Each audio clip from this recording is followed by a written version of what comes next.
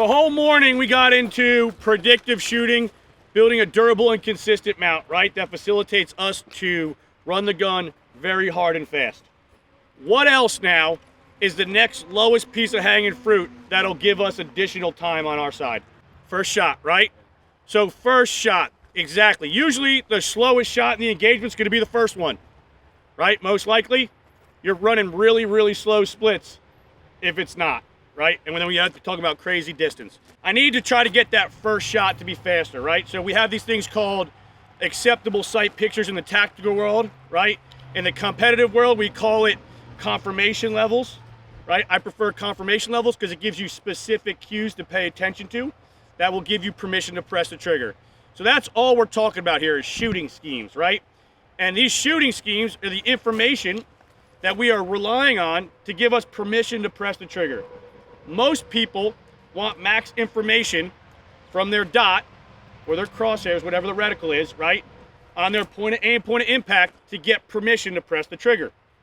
But depending on the difficulty of the target, the distance, and your skill level, you don't necessarily need that much information to be accountable.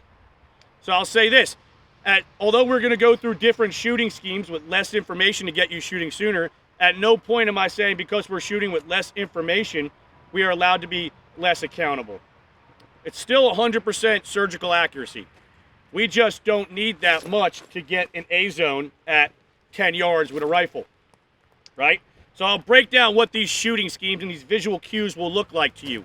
You've already seen two of them. When we were doing the doubles, right? Started with a stop dot. That's max information. Are you gonna get any more information than that? Nope, it's not, right? When you shot that first round and you pressed it again, what did you see? A streak in, right?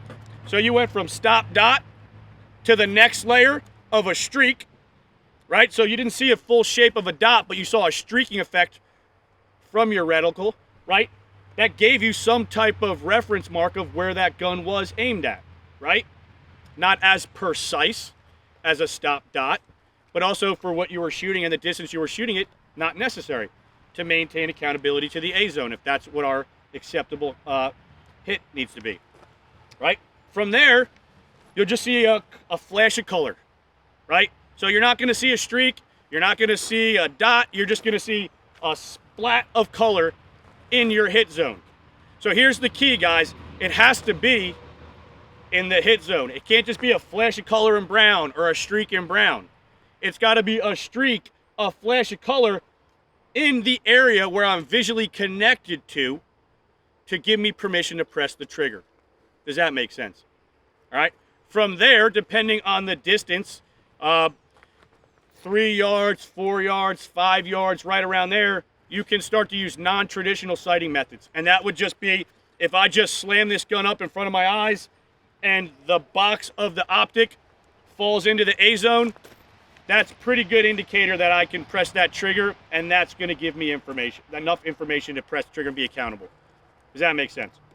Very limited applications in that, but nonetheless, it is a shooting scheme that will give you a couple hundredths, right, on your side. Sometimes you want that, right? Now, just because I start off at very, very low confirmation, I'd like to increase my confirmation to increase my likelihood of being accountable without slowing down my shooting, right? So just because if I say I enter in with just, boom, I slam the gun up, as soon as my LCO comes in the A zone, I'm pressing rounds. Well, as those subsequent rounds come, I should be able to get some type of color change or streak within the area that I'm trying to hit to assist me in maintaining accountability, right? Just because I start low doesn't mean I want to stay low. That's just to get me shooting sooner, right? To change the tide of either you're dealing with gunfights or competition, we want to start shooting as soon as possible, right? That's going to help us.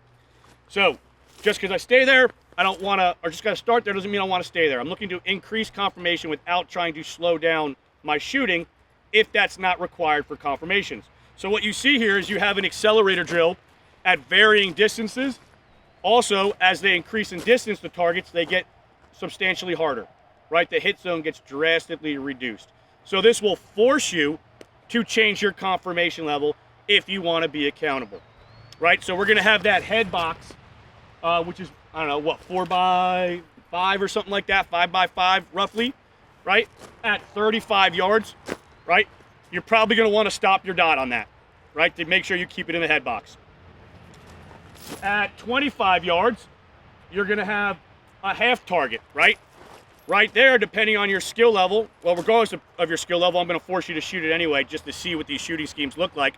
I want you to take that on a streak, all right? So as soon, you're locking your vision to a small spot, just like we did with the doubles all morning, right? But as soon as that gun streaks in, that's going to be your permission to press the trigger, right?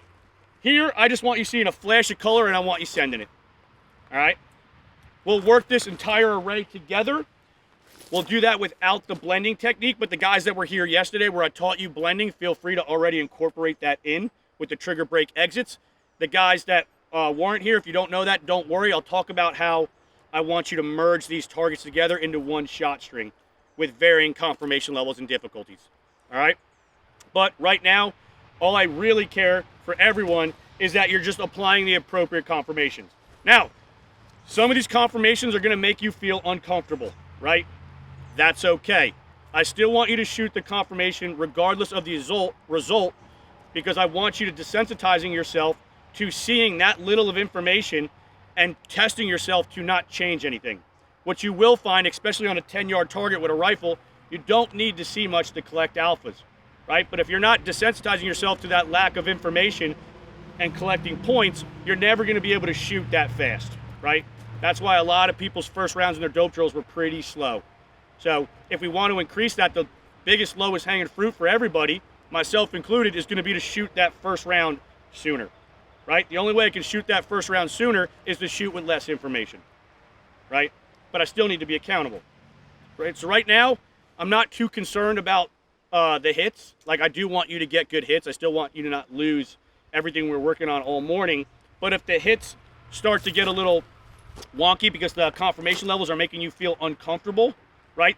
When something feels uncomfortable visually, you'll most likely have a sympathetic response to that to try to change something and compensate for it, right? As we do it more and more, you'll settle into it, you'll get more controlled, you'll be less likely to change stuff because you won't be so stimulated by the lack of information and freaking out, all right?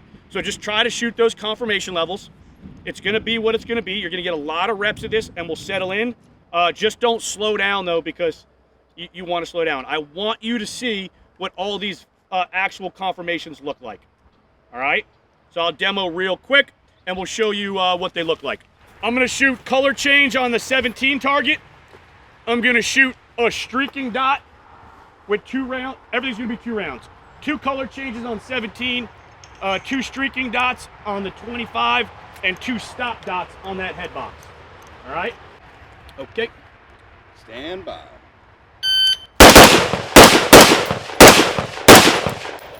All right, something like that is what we're looking to do. You could probably shoot these a little bit more aggressive, probably a little bit more aggressive on the head box. I kind of like belabored that point a little bit, right? As this is feeling good, I want you guys to start decreasing the confirmation where you can, all right? So this will be me trying to shoot with a little bit less information on all the targets. 2-6. 2-6. All right, so I took the front one the same because that's the lowest amount of information. I'm not just going to index that one. You don't really save much by doing that. I took the one in the middle just with more of a color change kind of in between. As you guys see when you shoot these, I give you like 3 defined things, but there's a lot of blend in between there. It's like less of a streak, more of a streak, more of a pop, but I don't want to confuse you, right? So there's layers to this. And then the head one, I just tried to teach. The first one was a stop dot, and then I took the second one on a streak, right? I needed to get that gun in there stable to know it was going to be in there. I shot it on a stop dot, and then second one, I just took it as soon as it shot back in. All right?